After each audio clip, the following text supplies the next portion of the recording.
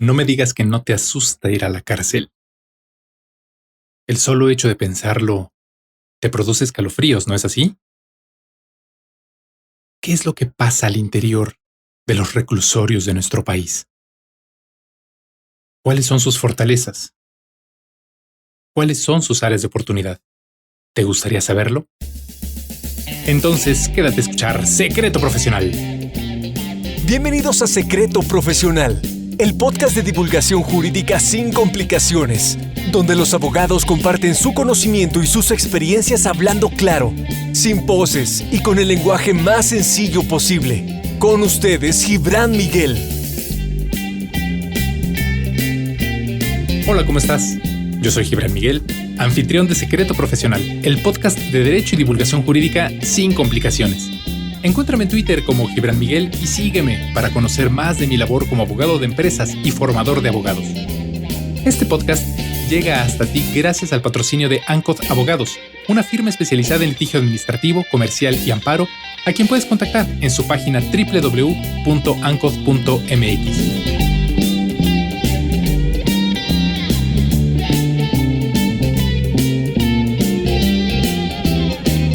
Y el episodio llega a ti también por la necesidad de entender las fortalezas y las debilidades de nuestro sistema penitenciario, pero sobre todo la utilidad que tiene que México, como país, como nación, tenga esta clase de instituciones. Para ello, invité a un especialista en delitos fiscales, lavado de dinero y delincuencia organizada que ya ha estado en otras ocasiones en este podcast y a quien seguramente tú recordarás. Él es Diego Madrazo Labardini. Bienvenido al podcast, Diego. Muchas gracias, Gibran, por invitarme de nuevo aquí a tu podcast. Lo prometido es deuda y es para mí un gusto estar aquí de nuevo para platicar más temas importantes, ¿no? Muchas gracias. Quedó bastante interesado el público respecto de esto y creo que es muy importante que lo retomemos. Y pues sí, efectivamente, lo prometido es deuda, no solo de parte tuya, sino también de parte mía con la audiencia. Así que bueno, pues vamos a empezar, Diego. A ver, en aquella ocasión, en nuestra entrevista anterior, quedamos con el tema en la mesa de para qué sirve el que una persona, un delincuente, se vaya a la cárcel. ¿Es una venganza? ¿Es una forma de reparar el daño que cometió? ¿Es una forma de evitar que siga delinquiendo? ¿Es un castigo? ¿Qué es? ¿Para qué se va alguien a la cárcel? Pues mira, hay bastantes finalidades de la prisión. Habría que distinguir aquí la prisión preventiva o la prisión como pena. La prisión preventiva tiene como finalidad pues garantizar la presencia del imputado al proceso. Es la medida cautelar más grave y tiene que ver con un riesgo de sustracción, ¿no? Eso por un lado. Y por otro lado está ya la prisión como pena, ¿no? Como se encuentra una persona culpable con una sentencia condenatoria y se le aplica una pena de prisión. Entonces, constitucionalmente, la pena de prisión su finalidad es la reinserción social, para que una persona que cometió una falta a la sociedad, que está penada por la ley y está tipificada como delito, pasa por un proceso de reinserción en la prisión y después pueda regresar a la sociedad y cumplir las normas. Y también pues tiene que ver también como sanción, ¿no? Cuando una persona comete un delito, pues le corresponde una sanción, que en muchos de los casos es una pena privativa de la libertad. Sin embargo, en la sociedad mexicana, y me parece que a nivel global habrá algunas excepciones, la sociedad lo que quiere, sobre todo en un país como México, que tiene índices delictivos y problemas de seguridad muy graves, la sociedad, pues, hasta cierto punto es entendible que quiera una venganza por hechos que lastiman mucho al país. Pero me parece que esta idea de venganza o esta sed de venganza, y que de hecho, pues de alguna forma el sistema penitenciario sí aplica como una venganza, tiene efectos muy negativos para la sociedad. Entonces, parece que es importante que nuestra sociedad sea consciente de lo que es el sistema penitenciario, para qué debe servir, y así las autoridades puedan cambiar la forma en que se aplica la prisión. A mí me parece que la gente que está privada de su libertad es gente invisibilizada y olvidada, parece ser que a nadie le importa, y entonces, como la sociedad lo que quiere es venganza, pues las autoridades no están incómodas con el hecho de tener un sistema penitenciario eh, violento y que lejos de cumplir su fin constitucional, pues existe una situación de violencia en la prisión que en vez de resolver los problemas sociales, los vuelven más graves. Que genera entonces un círculo vicioso bastante peligroso, ¿no lo crees? Porque por un lado tenemos una sociedad que desea venganza, que puede ver satisfecho ese deseo a través de ver a un delincuente encarcelado, y por el otro lado tienes a unas autoridades que ya saben perfectamente que a través de meter a alguien a la cárcel o de mantenerlo ahí, pues ya puede tener contenta a la sociedad y puede generar una sensación de que realmente están haciendo su trabajo, aunque realmente no tendría por qué ser así. A lo mejor es solamente una ilusión, una ficción.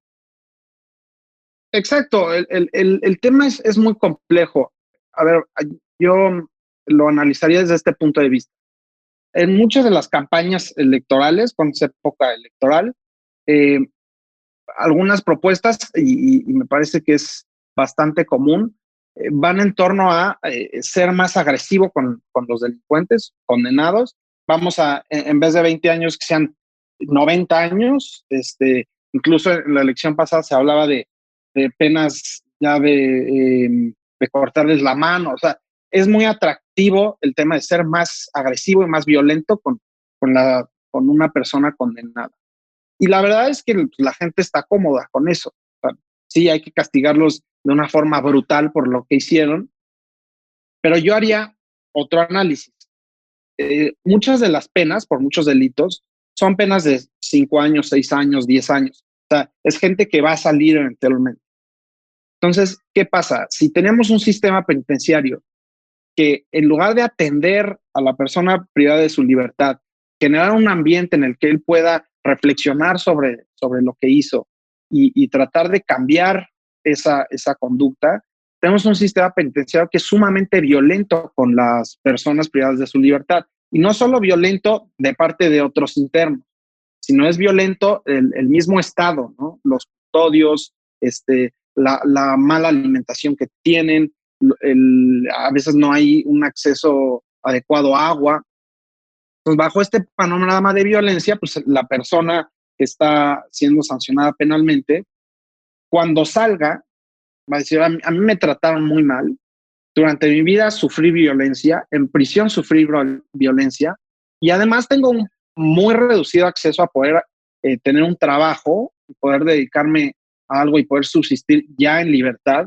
Entonces, ¿qué es lo que va a pasar? Pues cuando salga, va a volver a delinquir y va a ser más violento. Entonces, como sociedad me parece que debemos de preocuparnos por tener mejores cárceles que respeten los derechos humanos y que realmente logren su finalidad. Y cuando una persona salga, eh, ya no vuelva a delinquir. Yo prefiero toparme el día de mañana con una persona que fue tratada en un contexto de dignidad y de respeto a sus derechos humanos, que una persona que fue violentada en sus derechos y que tiene más resentimiento, más ira y puede volver a delinquir y delitos inclusive más graves. Entonces, me parece que el tema del sistema penitenciario y de mejorarlo no es solo un tema de empatía, digo, que yo la tengo, considero una persona empática también por la labor que hago como penalista, eh, pero me parece que también tiene que ver con un tema de seguridad pública, ¿no? Si tenemos un buen sistema de penitenciario, pues entonces también eso incide en la seguridad pública y me parece que es el fin, ¿no? Es lo que debemos buscar como sociedad. Una foto, o bueno, mejor dicho, una serie de fotografías que dieron la vuelta al mundo a través de redes sociales de las cárceles de El Salvador, en donde se veía a integrantes de esta banda delictiva de los maras, eh, pues tratados con la mayor de las vejaciones y con el menor respetos a los derechos humanos posible. Eh, eran fotografías verdaderamente escandalosas y salió el presidente de ese país a defender la actitud de su sistema carcelario y decir, a ver, estos son delincuentes, es gente que ha matado, que ha violado, que ha robado, que ha sido violenta con personas inocentes, no tienen por qué exigir el derecho a exigir el respeto a sus derechos humanos. Pero yo creo que también este es un tema de madurez social.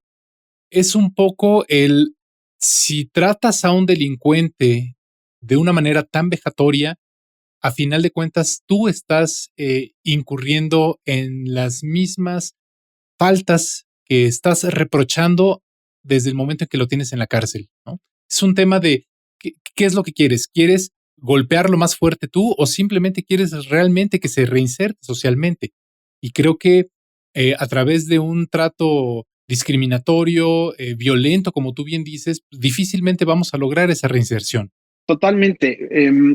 Y muchas veces para los gobernantes, pues es la salida fácil, ¿no?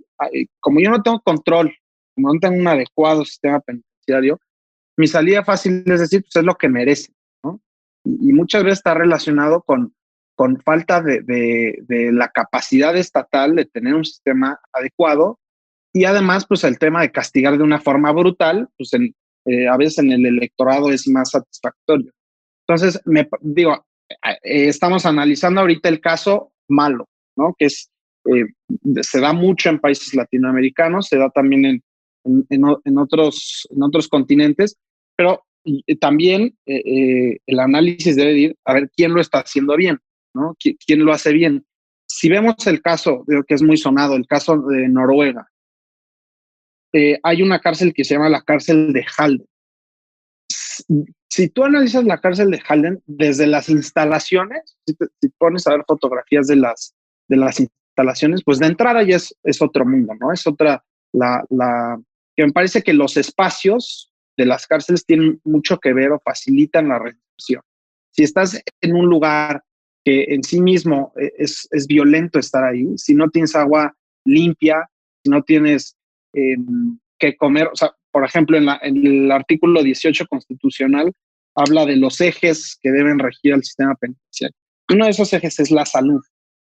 ¿Cómo? Digo, suena muy bonito, ¿no? Que el eje sea la salud, el deporte, pero si tienes comida que le llaman el rancho en la prisión, es comida que está en mal estado, que está podrida, pues entonces evidentemente el eje, que tengamos un eje de salud, pues es absurdo, ¿no? Pero si analizamos el caso de Noruega, hay una forma muy clara de reinserción social donde se practica, por ejemplo, dan clases de yoga, dan clases de meditación, ponen en contacto a la persona privada de su libertad con estas actividades que de alguna manera lo tranquilizan y le permiten una autorreflexión.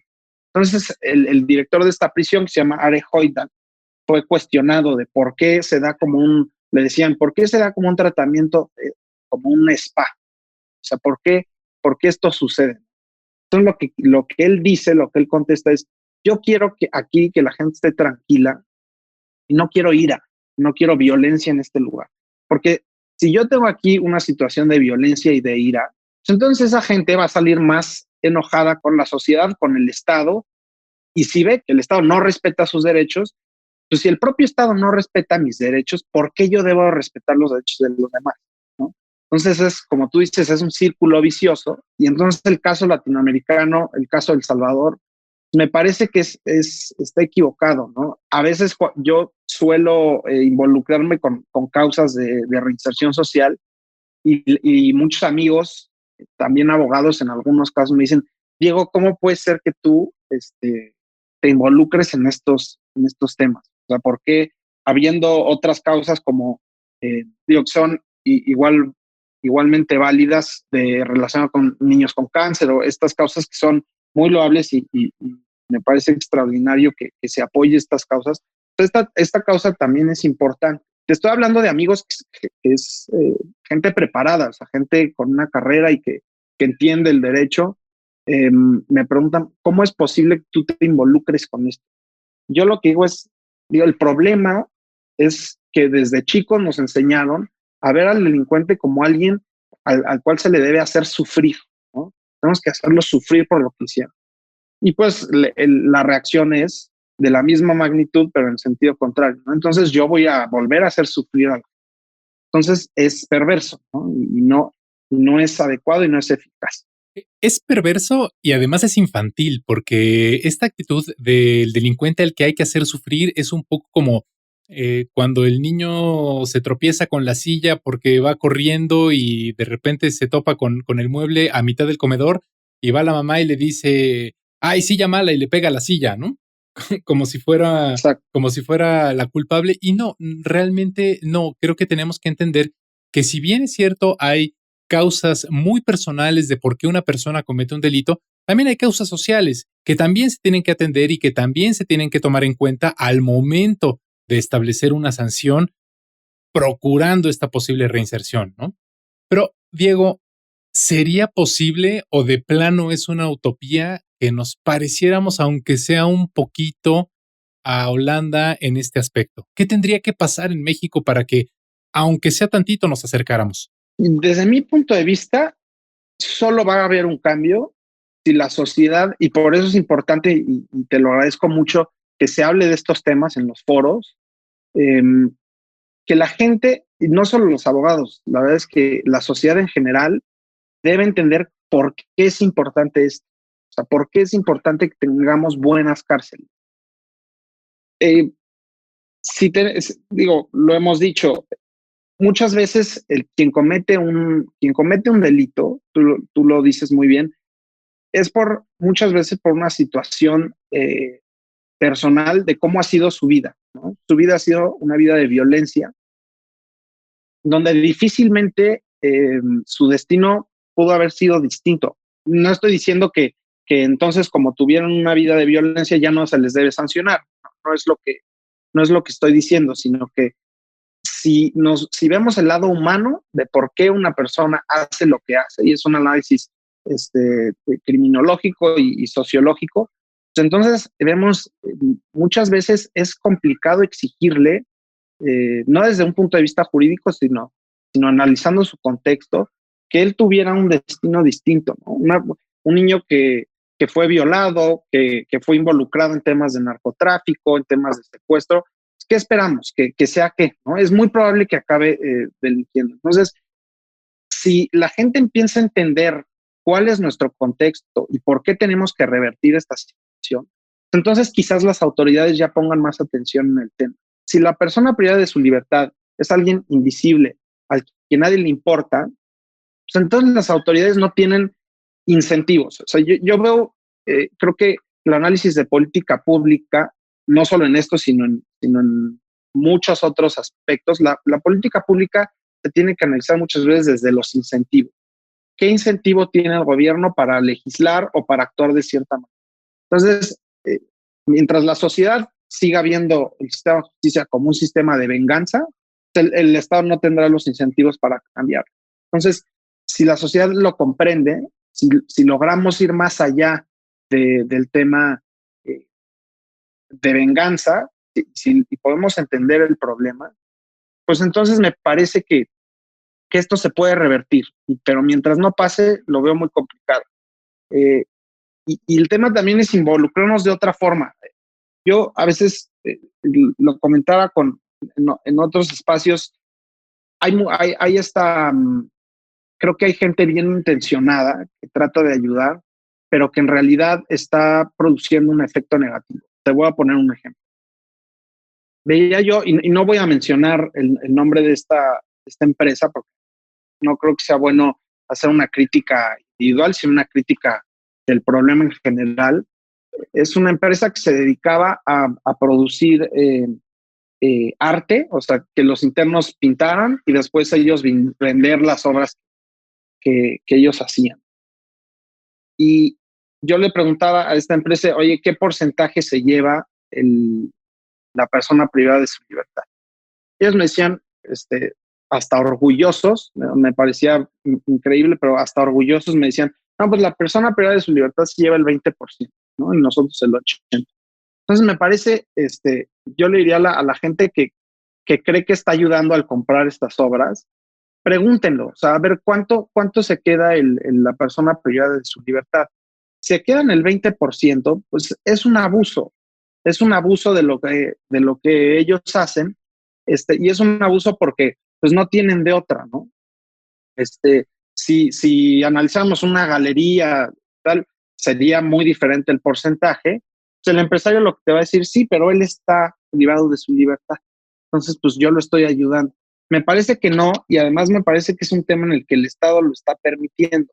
El empresario te va a decir, pues bueno, yo lo veo desde un punto de vista económico, pero el Estado es el quien tiene control del centro penitenciario y es el Estado quien lo está permitiendo. Entonces, eh, también creo que la sociedad debe de analizar cuáles son las causas que realmente ayudan y así poder revertir este tipo de cuestiones que me parecen perversas. Hay muchas fundaciones, si la gente quiere involucrarse, que me parece que hacen muy bien las cosas. Hay una fundación que se llama La Boussole, significa en francés la brújula, que se escribe L-A-B de burro O-U-S-S-O-L-E. Es una fundación que crearon dos mujeres que estuvieron privadas de su libertad. Una de ellas todavía está privada de su libertad. Se llama Natacha Lovett y María Elena Moreno. Su página es labusol.me. Entonces, ellas lo que proponen es, a través del arte, poder lograr una reinserción social, conectar a la persona privada de su libertad con el arte y así y lograr revertir cierto dolor que llevó a las personas a cometer un delito. Entonces, si nos empezamos a involucrar en este tipo de cosas y empezamos a exigir un cambio a las autoridades, me parece que es la única forma, porque mientras no tengan los incentivos el Estado de revertir esta situación, no lo va a hacer. Me parece clarísimo. Porque además, hoy en día, el incentivo principal para hacer alguna reforma que tenga que ver con delitos, penas, sistema penitenciario, etcétera, es 100% electorero, me parece. La tendencia es, si hay algún delito que la sociedad considera especialmente lesivo, pues vamos a incrementar las penas para quien cometa ese delito, pero que realmente no traen un efecto benéfico real, tangible, palpable. Incrementar las penas no ayuda absolutamente en nada y en cambio creo que sí ayudaría bastante que trabajáramos de fondo con nuestra concepción social de qué es y para qué sirve realmente el sistema penitenciario. Voy a poner la página que nos estás comentando de la Boussole en las notas del programa para que quien esté interesado pues, pueda visitarla desde las notas de este capítulo, porque la verdad es que es algo sumamente interesante y que nos debe preocupar a todos como sociedad. Diego, nos comentabas hace un momento que tú te has involucrado mucho en temas de reinserción social. ¿Nos podrías platicar algún caso de éxito que hayas tenido? Claro que sí. Mira, justamente ahorita estoy llevando la defensa es un proceso que todavía no termina, pero me parece que es un caso muy claro de reinserción social. Una de las fundadoras de la Boussole se llama María Elena Moreno. Ella sigue un proceso actualmente por el delito de homicidio que estamos por concluir. Ella lleva 14 años en prisión. Ahorita su proceso está en reposición porque en un amparo directo se logró revertir el proceso y ahorita está la reposición del proceso. Y ella lo que hizo es, cuando fue detenida por el delito de homicidio, que está relacionado con una acusación de haber matado a su mamá, de eso se le acusa. Y entonces ella lo que hizo es, empezó a escribir obras de teatro y ha escrito una gran cantidad de obras de teatro y su obra más famosa y que fue ganadora del concurso de teatro penitenciario se llama Casa Calabaza. Y es la obra de teatro que justamente ella cuenta su historia, su contexto familiar y cuál fue como el desenlace trágico de esa historia. Entonces, ella lo plasma en esta obra de teatro y cuando yo platico con ella, con Natacha, que es su esposa, me doy cuenta es una persona sumamente conectada con el arte, conectada con la cultura, con la lectura, es una persona que lee muchísimo. Y yo creo que es un caso clarísimo de que la reinserción social es posible, ¿no? No es una idea guajira y utópica. Es un caso que se puede dar siempre y cuando se permita este tipo de relación, no necesariamente con el arte, puede ser con el deporte o con la cultura en general, en la que se permita a la persona comprender que lo que hizo está mal y poder revertir ese sentimiento de odio, de cosas terribles que vivieron en su infancia. Entonces la reinserción es posible, no estamos tratando de impulsar algo que es imposible de lograr. Santa Marta Catitla, que es donde María Elena está actualmente recluida, privada de su libertad, es yo creo que una de las mejores de México, una de las mejores prisiones de México, porque se impulsa mucho este tipo de actividades. Y algo muy importante que en alguna ocasión Natasha Lovett me decía es, muchas veces en el sistema penitenciario se impulsa mucho el tema del trabajo, que los presos trabajen mucho, ganen dinero y estén constantemente trabajando. Pero esa no es la única forma. O sea, el explotar el trabajo y que nada más estén trabajando y en las maquilas, no es nada más eso. Está bien que ganen dinero, está bien que tengan mayores recursos para tener mejor comida, para tener productos básicos. Eso está bien, pero tampoco lo podemos ver como un tema de que estén constantemente solo trabajando. Ese es un caso de éxito. Me parece que si en la página de La Buzol podrán ver un poco acerca de esta obra de teatro que se llama Casa Calabaza. Es una obra que incluso la pusieron en el Teatro Helénico y permitieron que María Elena acudiera, saliera a la inauguración de la obra.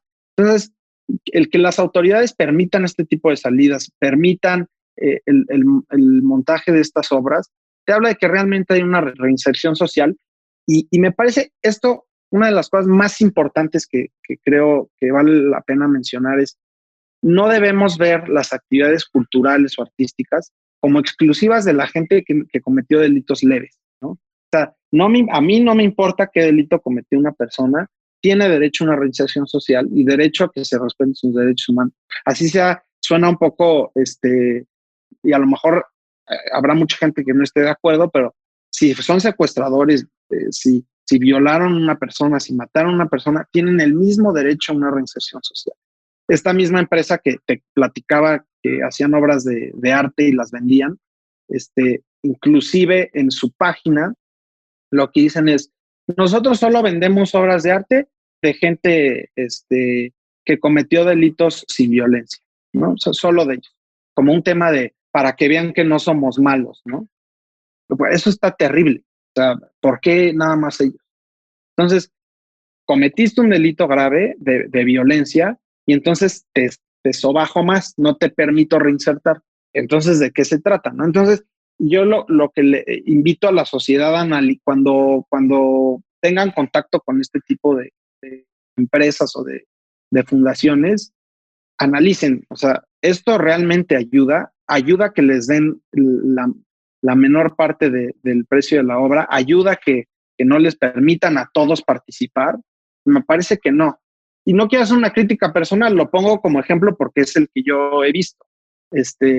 Pero me parece que muy probablemente ellos tampoco entienden el problema.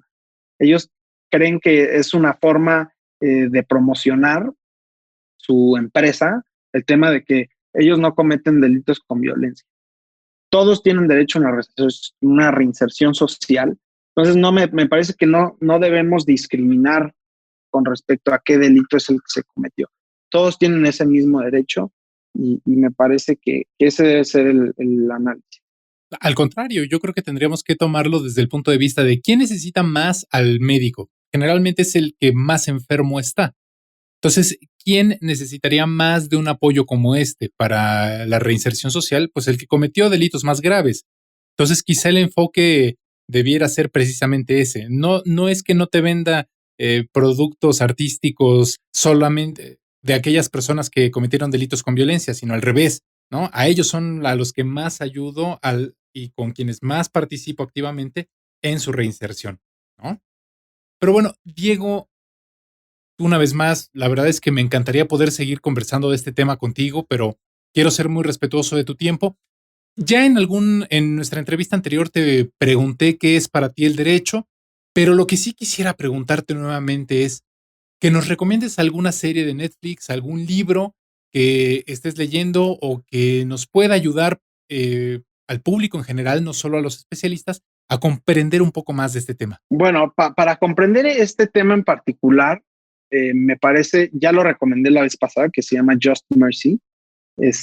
Ahorita les recomiendo otro que no necesariamente tiene mucho que ver con el tema, pero si quieren leer acerca de este tema en particular, Just Mercy me parece extraordinario, porque te habla justamente de cómo vemos a una persona que cometió un delito como alguien que merece toda la rabia y furia del Estado, violencia del estatal, para tener en la sociedad una apariencia de que hay justicia, cuando es todo lo contrario. Entonces, es el mismo que recomendé la vez pasada, entonces yo recomendaría, que es mi libro favorito, también lo recomendaría mucho, se llama El hombre que amaba a los perros, de Leonardo Padura.